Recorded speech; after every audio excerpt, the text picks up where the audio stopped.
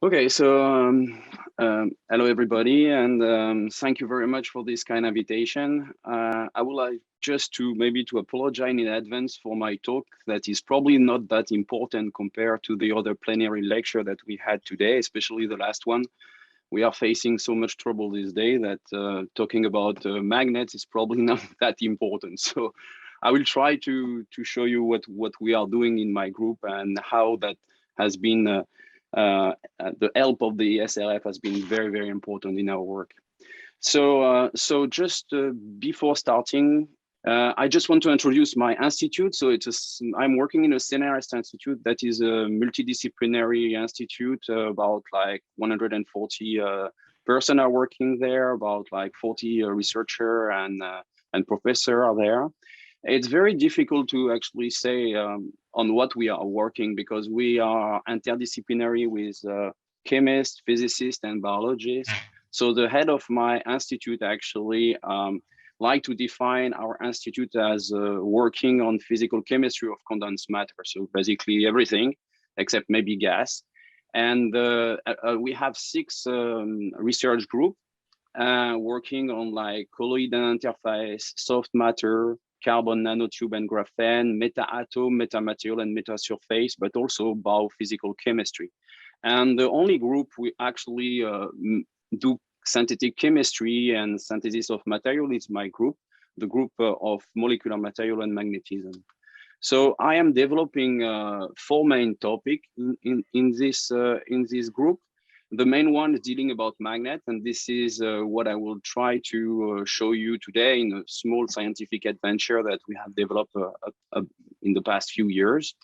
We are working on fundamental aspect like metal-metal bonding and what this metal-metal bonding can create on the electronic property, like having a switchable property like spin crossover system that change of magnetic state as a function of the temperature or light. We are also interested in switchable molecule based on electron transfer system between different metal or between metal and organic molecules. And also again, spin crossover system that can switch their spin state.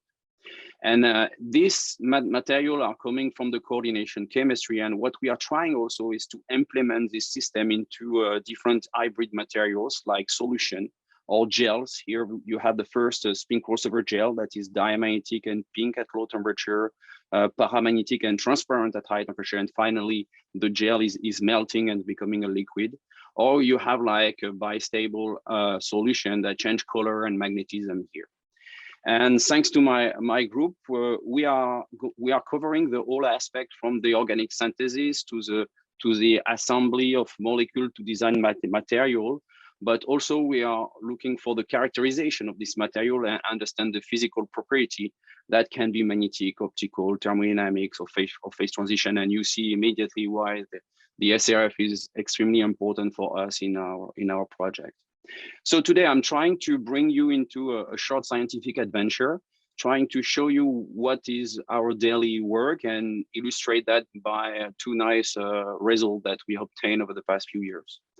So we are making materials, and in my group, we are assembling transition metal, that is a small red ball here, with organic molecule.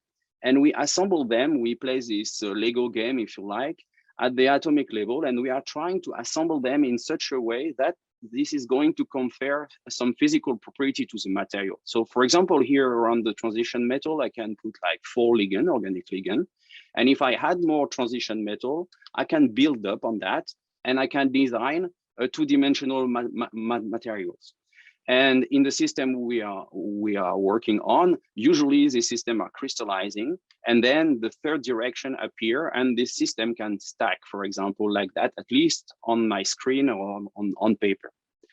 So at this stage, we are some kind of trying to have an architecture, a structural architecture, but the structural architecture is linked to the electronic property of the different partners here.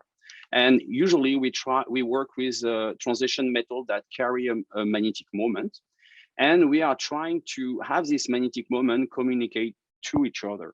And recently we have developed not only an exchange through a neutral I would say, ligand here, we are trying to inject electrons and spins on the organic part in order to enhance the coupling between these two partners and create ITC magnets.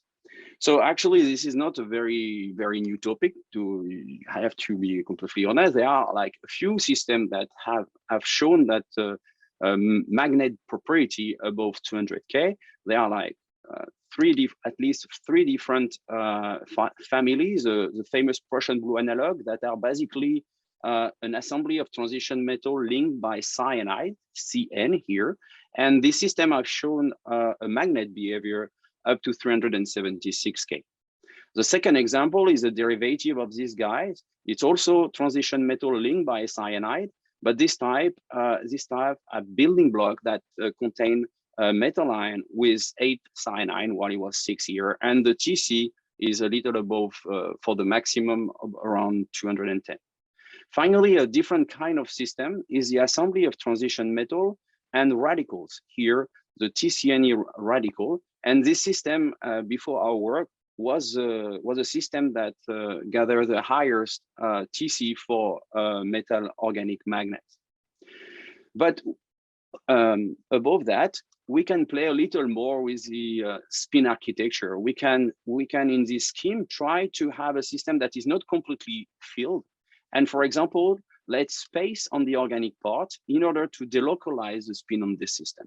So then with this system, at least on the paper, we can try to make high TC magnets, but also in the same time confer another property like electrical conductivity in this system. And this is indeed a very new area in this type of material, assembling organic molecule and transition metal.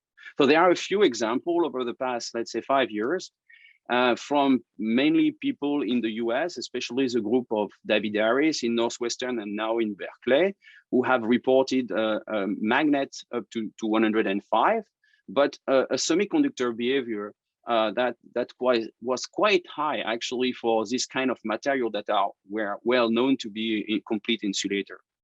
So the group of Mirsha Dinka at MIT has also reported metallic behavior this time with a lot of enhancement in the conductivity, but sample paramagnetic system. And the group from Dresden here are reporting also semiconductor and TC that are a little more modest than that reported by Dave Harris. And what is also interesting and appealing is the discovery of superconductivity in this system, quite at a modest temperature here, but in this system that are also bidimensional with copper and this sulfur-based ligand. Last year, the group of Jeff Long in Berkeley have discovered a new family of magnets that is also a semiconductor and with a TC that is remarkably high, thanks to the mixed valency here introduced at the iron side that contain iron 3 and iron 2. So this is relatively new area here. And if you like to review this, there are 2 nice reviews here that you can read to get more information on this conducting coordination polymer. So if you want to design a material like that, basically this is a question we asked ourselves a few years ago. We have to choose the right organic link here that is going to connect the transition metal. So he has, if we want to make 2-dimensional system like all the other systems that have been shown before, we have to have something that is bis monodentate that can couple these 2 metal ions. We have something that is small because smaller will be easier to delocalize the electron or to make the couple efficient, the magnetic coupling efficient. Aromatic, it helps for the delocalization. And also redox active, because you need to be able to inject an electron on this organic part. So we decided to work on the simplest ligand that have heteroatom here, that is aromatic, and that can create a 2-dimensional system like that. The problem when we start that is everything was okay here except the redox active activity of this guy. And indeed, it was a lot structure in the Cambridge database, for example, based on pyrazine, thousands, and none of them contain a radical or pyrazine with a spin. So can we access to that? And we find, fortunately, 2 papers that motivate us. And the first paper is from the 70s, and they report that if you mix in THF this ligand, pyrazine, with lithium, which is a strong reducing agent, you can obtain an EPR signal, meaning that you have actually reduced this pyridine in THF. So that was the first evidence that this ligand could be stabilized, at least in solution, and that motivates us. The second example is a paper from 1980, where they actually say that if you mix chromium-2, which is a reducing metal, with pyrazine, what you see is a strong change of color. And from spectroscopic technique, they have actually shown that, or postulate rather, that they have a chromium-3 and a radical pyrazine, and they call that the pyrazine green. So with these two papers in hands, we decided to go to the lab and to try something very simple. Indeed, most of you can do that in your kitchen if you have this starting material. We took chromium-2 chlorine with pyrazine in strong excess. These are two white solid. You can put them in a vessel, and then you close it. You bring that at 200 Celsius under an atmosphere of argon or nitrogen, up to you, during 15 hours. And these two white solid give birth to a black powder that is very tiny. But if you look at under the microscope, you see very nice but small crystals. So this system is quite stable in air. It cannot last months, but at least hours. And we were able to actually collect a powder X-ray diffraction from this diamond. And I think it's one of the most beautiful powder diffraction we got to very, very high angle here. And from this powder diffraction, we were of course able to get the unit cell, the space group, but more important, we were able to get the crystal structure and the structure of the material. So you see here the pyrazine, here the chromium here, and the square network that we wanted to stabilize at the end of this story. And perpendicular to this plane, you see the chlorine that are here. So the plane are a little staggered to each other. So the distance is about 5 angstrom in between the plane. But at this stage, the one important aspect is because this pyrazine is redox active, is to know what is the oxidation state of the two partners. Because you have two chlorines, so you see it's chlorine minus, but you don't know if you have like chromium-2 here and neutral pyrazine, or chromium-3 and with an electron that has been transferred to the pyrazine. And that's where the ESRF arrive.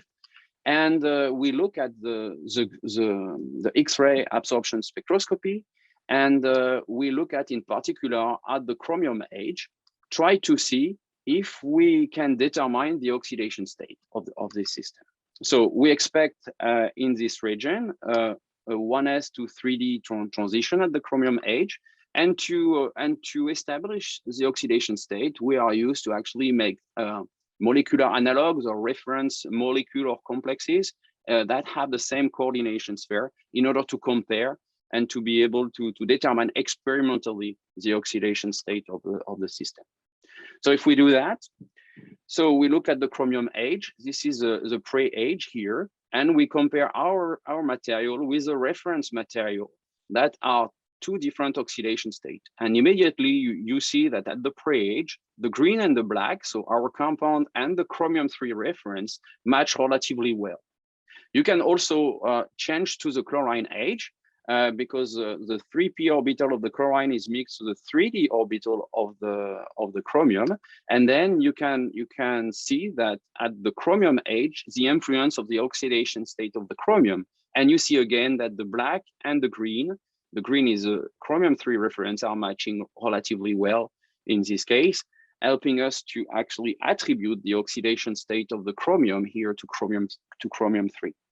So here we start with chromium-2.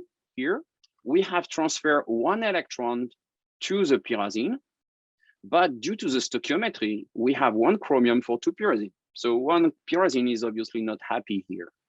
So we have formally a radical pyrazine and a neutral pyrazine. But if you look at the crystal structure, even if the symmetry is not imposing the fourfold axis, you have a delocalization of these electrons. So basically, you have a system where the electron can move on this two-dimensional plane. And indeed, what we observe is a conductivity here as a function of the inverse of the temperature here, power 1/3. And we see a very nice 2D Mott law, which is expected for an opening mechanism here. So the conductivity at room temperature for this coordination network is one of the highest that has been reported. So the semiconductor, you can ask yourself, what are the carrier here? So you can look at the Seebeck coefficient. You have a negative Seebeck coefficient that match also in the temperature dependence of the conductivity. And that's help you to conclude that that are the electrons that are actually open in this two-dimensional network. Just by curiosity, we did also the magnetoresistance that show a 32% negative magnetoresistance in this case. So the magnetism of this compound, at high temperature, you basically have the spin that you can expect in this system. And at low temperature, you have a transition toward the magnetic state here at 52 K that you can also confirm by SA susceptibility measurement in phase and out of phase here with a nice peak and a nice hysteresis loops of the magnetization versus the field that appear below 52 K. So we have a conducting magnet in this case, I should say a semiconductor and a magnet here. What kind of magnet? You look at the saturation of the magnetization. The saturation is close to 2, which is what you expect when the chromium and the radical pyrazine are antiferromagnetically coupled. And this is actually what the theory have predict us with a very strong coupling, antiferromagnetic coupling between these two spin partners. So the next question could be, can we go further? So is it possible to actually add some spins in this system? So to complete to have no neutral pyrazine. So can we inject more electron? And this has been done very, very recently only by a few groups in the world. And especially the group of Jeff Long and Dave Harris in Berkeley, where they, on this redox active system, they have actually shown that it is possible to take a material already preformed as a solid and immerse in a solution, this solid, into a solution containing a radical, a reducing agent, and this reducing agent able to inject to the solid material some electrons. So for example, they use sodium naphthalenide on the iron system. And what they have shown is an enhancement of the TC on this system that is a ferrimagnet here to about 10K. It's not that spectacular, but on the chemistry point of view, it's really a challenge to transfer from solution to the solid an electron in this system. In this also iron system here, they have also increased by 25K the TC. So you see the time of reaction get longer here, 12 hours, 2 days. And finally, with this mixture of reducing agent, they have able after 23 days of reaction to convert something with manganese that was simply paramagnetic down to 1.8K to a system that is actually a magnet at 41K. So inspired by the work of Dave Harris and Jeff Long, we have been trying to do the same thing with our system. So here you see the solid. We had some THF and the argon here. And then when we have the solid in suspension, we had this reducing agent, the sodium acetylnaphthalenide here, that is this black solution here. And what we do is we do that at room temperature in THF for 4 days of stirring. So after 4 days of stirring, this black compound is actually converting into a gray and very, very air sensitive system. And the yield is relatively high. I mean, we recover about 90% of the compound, of the solid that we had at the beginning. Now, if we do the powder diffraction, you see immediately that the powder diffraction is not as nice as the precursor, as this compound, but still from this powder diffraction, we were able to actually obtain the unit cell. So this is the original compound, this is a reduced compound. So you see that the space group is changing from I to P, but the bond, the unit, the A and B cell unit are actually very similar.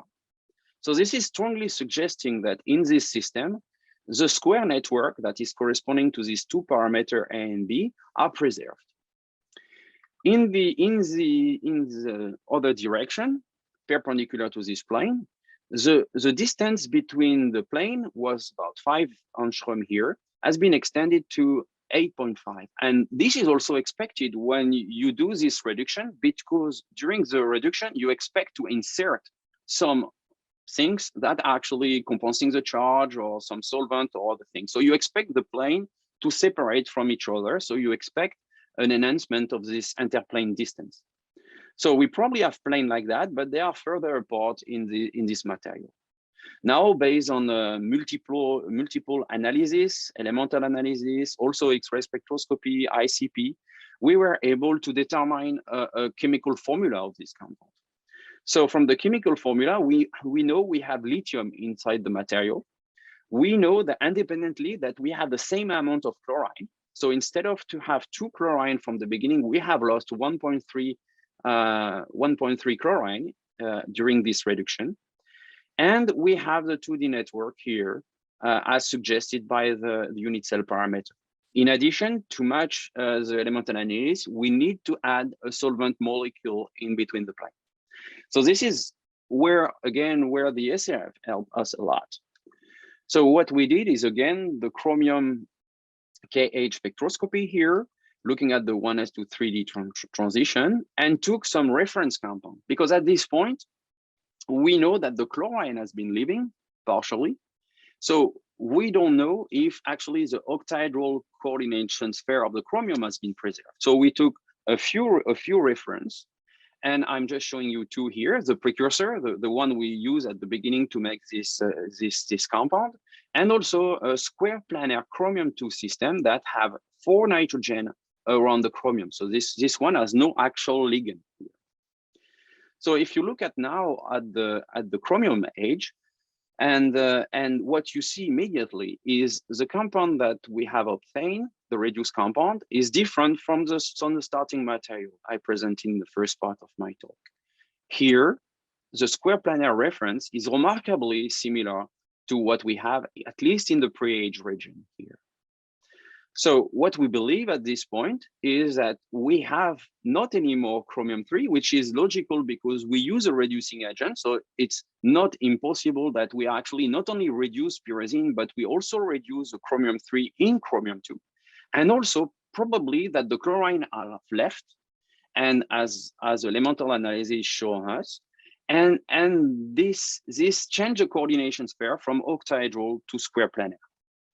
And this also with the conductivity. The conductivity, I told you there was a semiconductor behavior. When we reduce the compound is completely insulated. As we expect, when we have actually filled all the pyrazine with an electron, we have reduced all this pyrazine, and there is no way of delocalization and conductivity there. And this is what we observe experimentally with giga-ohm resistivity. So now we can look at this EXAF region here. And what we did is we actually tried to understand how the coordination sphere of the chromium has been changing during this reduction process. So what we are plotting here is a Fourier transform of the EXAFs here. So you have the plot for the reduced compound. Now you can compare with the precursor compound, and you see immediately that there is a huge difference in between the two. And here it's plot the difference. And this difference, you can try to look at to which bond this is corresponding. So the chromium nitrogen bond is expected to be there, and it's present in the two materials.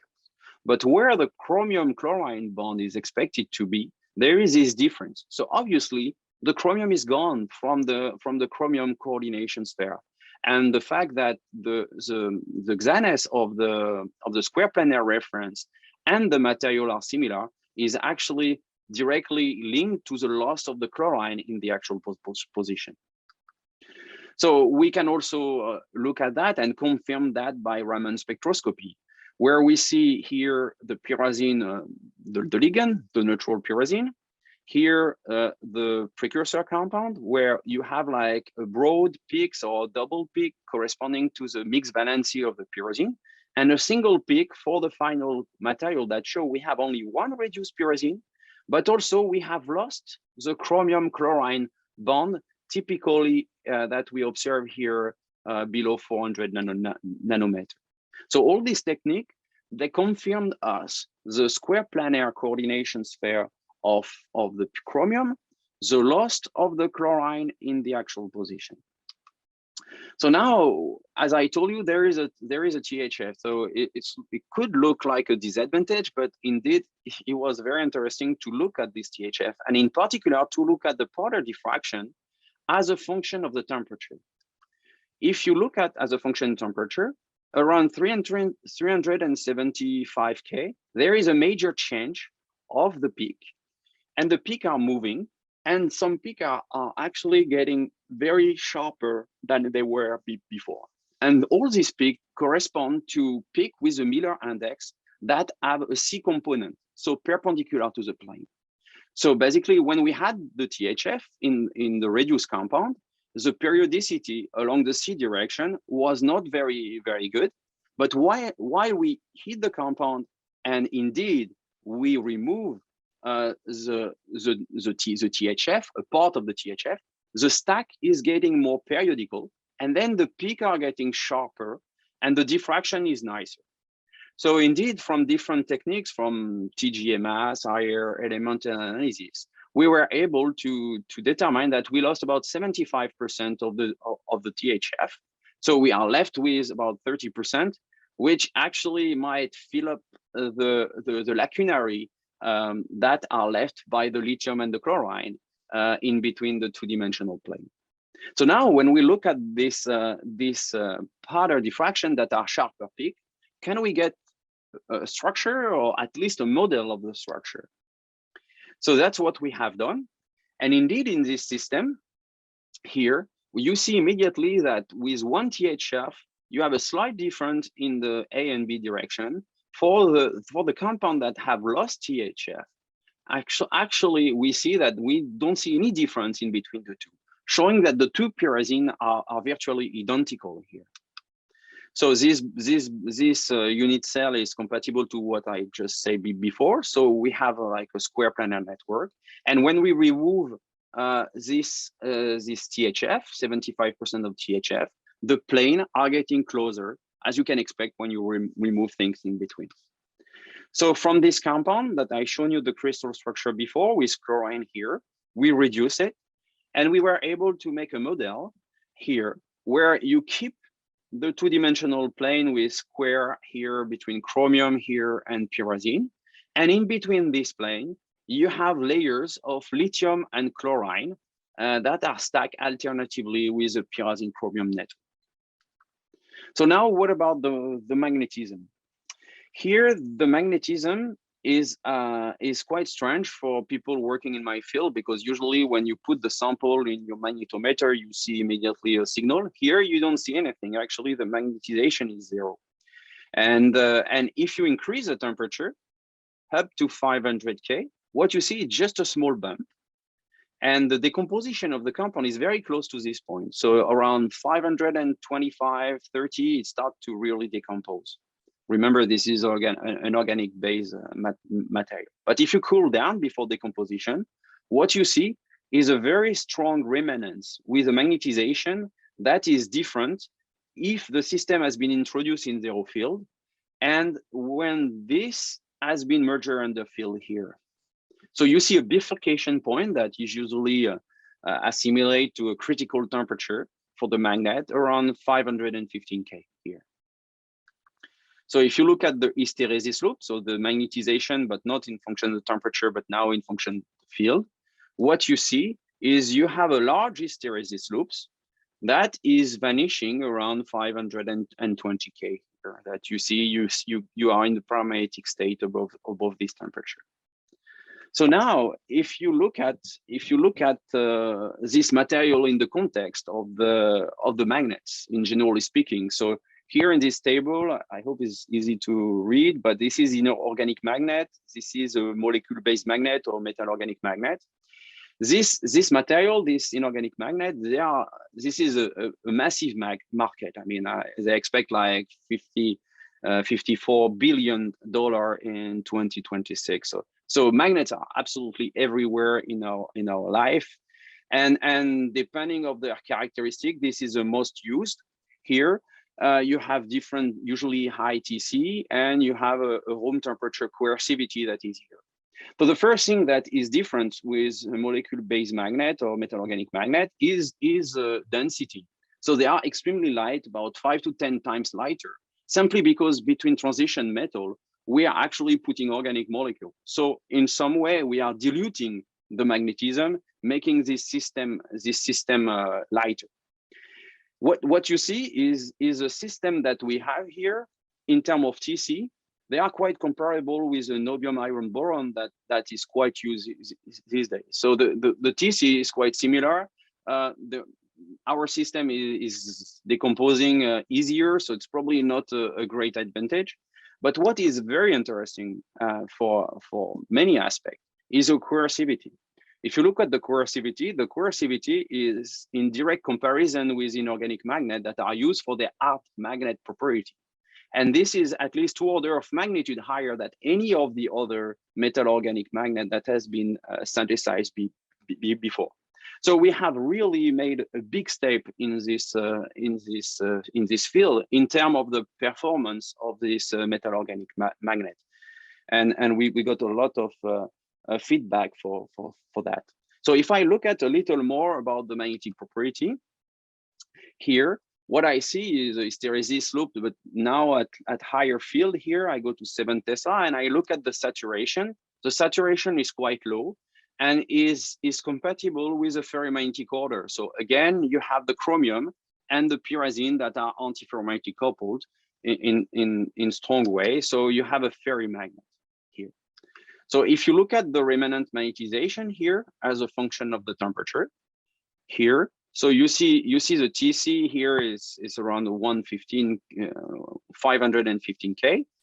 And you can wonder yourself, is the magnetism is coming from the 2-dimensional plane because there is some anisotropy on the chromium system, but also if it's also the plane are communicating to each other. So you can simply model this with a mean field block law, and you see that the mean field block law is actually fitting extremely well this experimental parameter. So it's implying that actually the plane, even through the lithium chlorine plane, are actually coupled to each other in the third direction.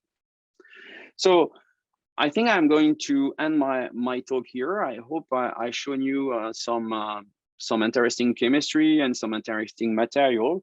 I just want to advertise that we have been over the past few years trying to inject and delocalize electrons, and we consider that as a promising strategy to design high performance magnets that have their own property, very different from the inorganic system, with lighter system. They are made at low temperature, their synthesis, and also they are not using any rare earths or lanthonide. So in this precursor here, I've shown you we have a semiconductor that is a ferrimagnet at 52K, and that has a partially reduced pyrazine scaffold. We can modulate this property. For example, here, instead of chlorine, if you change the chlorine by the methyl sulfonate in the actual ligand, here you see the methyl sulfonate, you deactivate the electron transfer. So in this case, you keep chromium-2 and neutral pyrazine. And this compound appears to be a boring system because it's an antiferromagnet at 10K. And in the same time, it's a perfect insulator. It's not even measurable. So you see the influence of the chlorine that activates the electron transfer in this compound. And if you are able to reduce the second pyrazine and reduce the chromium, we were able to make the highest TC for a metal organic magnet ever made. But this guy is actually an insulator also, because we are completely filling up the the electron on the pyrazine scaffold. So in the future, we are trying to actually combine the two, trying to stabilize high TC magnet, but also systems that are semiconductor or eventually metals. So this is possible. All of this stuff I shown you today is possible because I have a fantastic group of people working around me. I will not name everybody, but the main player in the result I show you is a former PhD student, is Penny Perlepes, and a postdoc for Marie Curie is Itzia Oyarzabal here, and who have done most of the work I have shown you today. And also this is not possible without a dream team of international collaborators from different places all over the world. I will today just make a big thanks to all the people at the ESRF, especially at the ID12 beamline and also BM01 beamline that help us a lot over the past few years, and especially to make the result I shown you today. So finally, I would like to thank the people who give the money, my university, the CNRS, different funding agency, my region, the ANR, Europe, and also, of course, the ESRF for the invitation, for the help over the years, and the kind of invitation. So thank you very much for your attention.